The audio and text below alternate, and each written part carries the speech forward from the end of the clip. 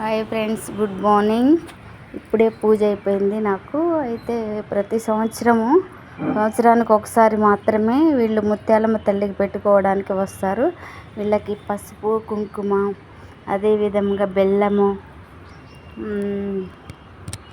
గంధము, బియ్యము సమర్పించాలి. ఓకేనా ఫ్రెండ్స్?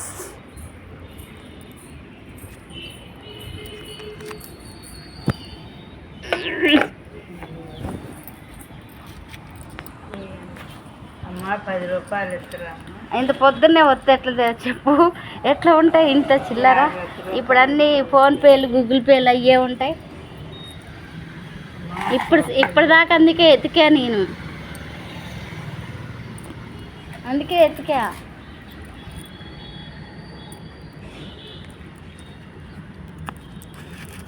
అమ్మా 10 రూపాయలు ఎందుకు వేయకూడదు?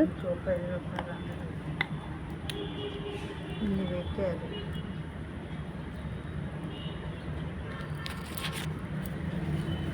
ఓకేనా?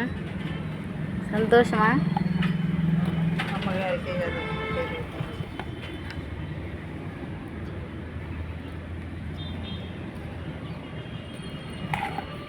స్నానం చేశారా? పూజ కూడా అయింది. అయ్యింది. అయితే బొట్టు పెట్టుకో అమ్మగారికి.